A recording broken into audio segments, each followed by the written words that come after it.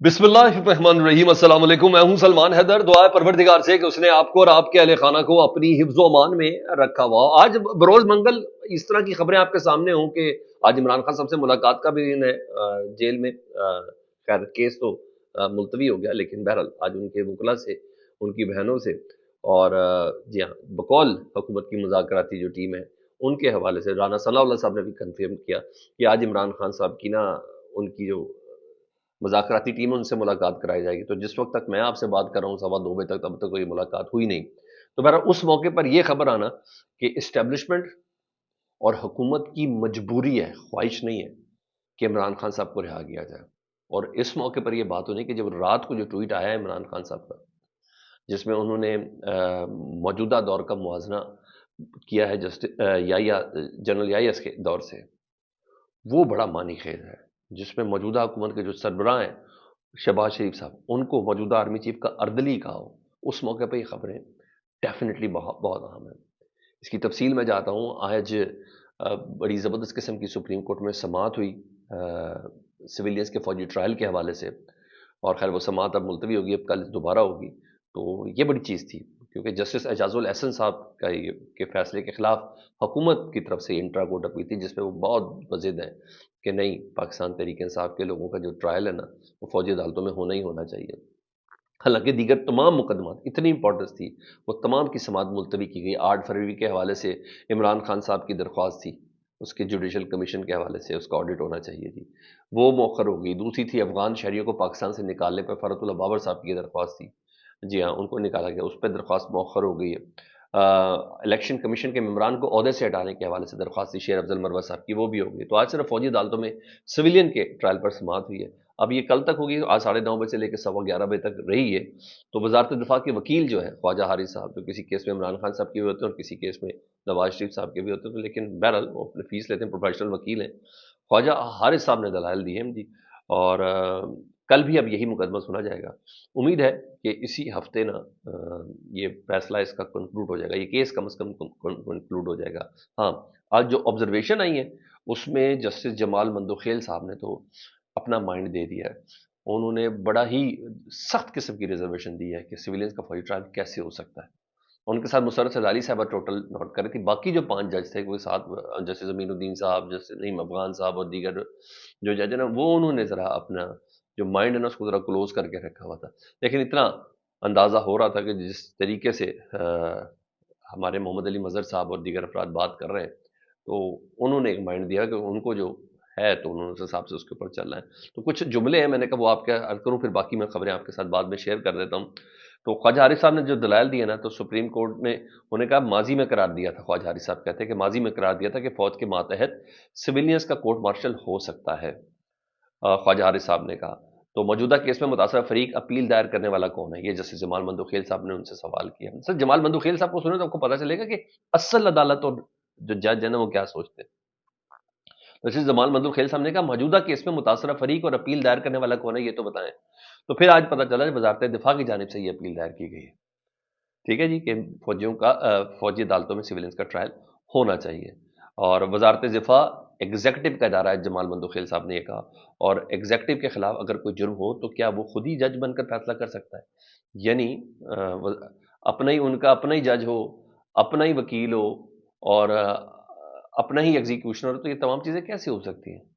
ये जमाल मंदोखेल साहब ने सवाल रेस किया। उन्होंने कहा आइन में इख्तियारात की तकसीम बिल्कुल वाज़ेह है। आइन वाज़ेह है कि एग्जेक्टिव अदलिया का किरदार अदा नहीं कर सकता। यानी जमाल मंदोखेल साहब ने कहा जो मैंने आइन पढ़ा उसमें एग्जेक्टिव कभी भी अदलिया का किरदार अदा नहीं कर सकता।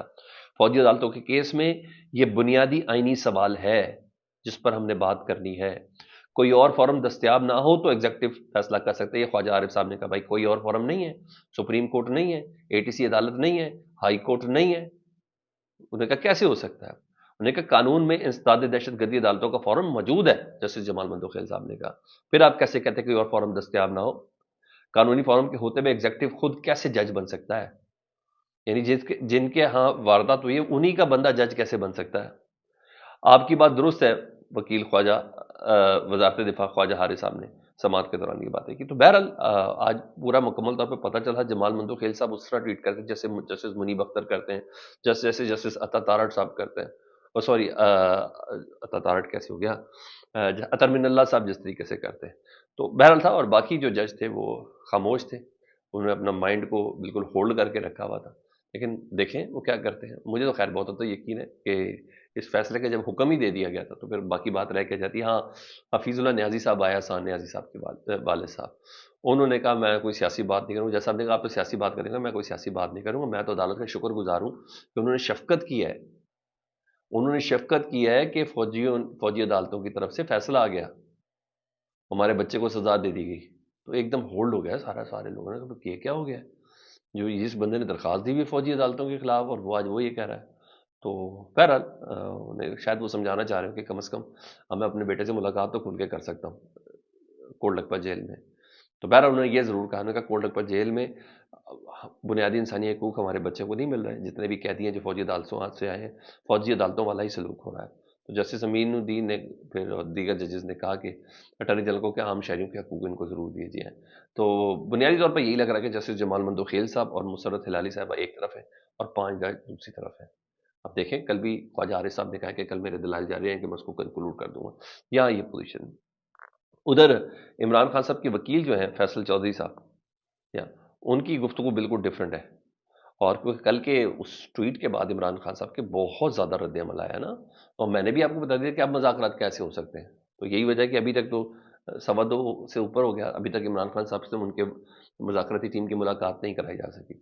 تو جب اتنے بڑے بڑے ایلیگیشن لگا دیے ہوں، اردلیب وغیرہ سے لے کے یہ تمام چیزیں، موجودہ دور کا یا کہ ماشاء اللہ کے ساتھ اس کا موازنہ ہو، تو یہ کوئی چھوٹی چیز تو نہیں ہے۔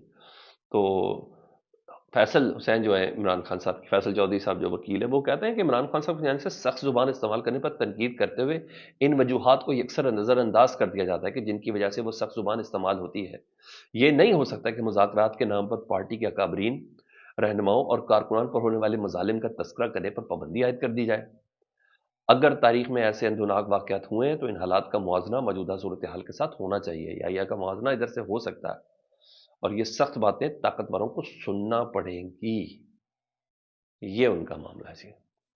اور شیخ وقاص اکرم کے جملے بڑے مزیدار تھے، اس کے بعد میں آپ کو دیگر بات بتاتا ہوں۔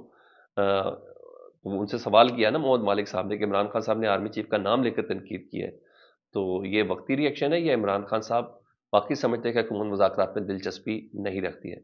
تو عمران خان صاحب کی برداشت ہے، یہ شیخ وقاص اکرم کہتے ہیں، ورنہ جس طریقے سے فیصلہ سنانے میں تاخیر کی جا رہی ہے، رد عمل زیادہ سخت آنا چاہیے تھا۔ تو شہباز شریف کو جو اردلی کہا ہے تو عمران خان جو ان کو سمجھتے ہیں وہی انہوں نے کہا ہے۔ سر پی ٹی آئی تو عمران خان صاحب کی ساری اسٹیٹمنٹ کے اوپر قائم دائم اور بڑے زبردست طریقے سے چل رہی ہے، ان کا تو ہے ہی نہیں کچھ نہیں۔ میں عمران ریاض خان صاحب کی بھی خبر آپ کو سنانی تھی، انہوں نے کہا عمران خان صاحب کا مائنڈ سیٹ، جو میں بھی کہتا ہوں کہ عمران خان صاحب کو اب موجودہ زندگی کی نہیں آخرت کی فکر ہے کہ میرے مرنے کے بعد میرا نام کیسا ہوگا، لوگ مجھے کس طریقے سے جانا جائیں گے۔ تو عمران ریاض خان صاحب کا ایک ٹویٹ تھا جس پہ وہ کہتے ہیں عمران خان اس نتیجے پر پہنچ گئے ہیں کہ مجھے حکومت ملتی ہے یا نہیں ملتی، لوگوں کو سمجھا دوں کہ پاکستان کا مسئلہ کیا ہے۔ اور عمران خان لوگوں کو بتانے میں کافی حد تک کامیاب ہو چکے ہیں کہ پاکستان کا اصل مسئلہ کیا ہے۔ پاکستان کا اہم ترین مسئلہ اسٹیبلشمنٹ ہے، اور اسٹیبلشمنٹ ہی تمام فیصلے کرتی ہے اور غلط ہوئے ہیں، اور پاکستان ان فیصلوں کو خمیازہ بھگتا ہے۔ تو یہاں اس حد تک چیزوں کو رکھا جا رہا ہے کہ عمران خان صاحب کی ٹویٹ کو یہ نہیں کہا جا رہا کہ باہر کے ملک سے وہ آپریٹ ہوا تو عمران خان صاحب نے ٹویٹ کیا۔ ہاں، صاحبزادہ حامد رضا صاحب بالکل نیکسٹ لیول پر آئے ہیں، بالکل وہ کہتے ہیں میں نہایت ذمہ داری سے کہہ رہا ہوں، یہ مذاکراتی کمیٹی کے ترجمان ہیں جی، وہ کہتے ہیں میں نہایت ذمہ داری سے کہہ رہا ہوں کہ حکومت خود عمران خان کو 20 جنوری سے پہلے باہر نکالنے کے لیے بہت جلدی میں ہے، 20 جنوری سے پہلے، لیکن عمران خان انکار کر رہے ہیں۔ حکومت 20 جنوری سے پہلے عمران خان کو جیل سے نکالنے کی جلدی کر رہی ہے، اور اس سلسلے میں بانی پی ٹی آئی کو پیشکش بھی کی جا رہی ہے کہ آپ گھر پر زیر حراست ہو جائیں۔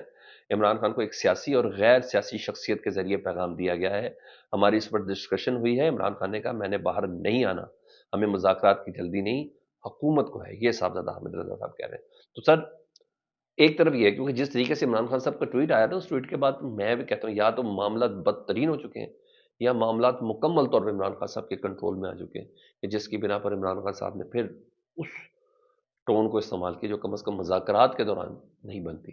وہ عمران خان صاحب ہی کا جو مسلط سے کام لیں، لیکن بہرحال ان باتوں سے اس بات کا ضرور اندازہ ہو رہا ہے کہ یہ چیزیں اس طریقے سے کیری کی جا رہی ہیں۔ باقی جیسی بھی کچھ مزید اپڈیٹس آتی ہیں آپ کو اس سے متعلق آگاہ کروں گا، فیڈ بیک سے متعلق ضرور آگاہ کریں۔ اپنا بہت خیال رکھیں۔ اللہم صلی علی محمد و آل محمد۔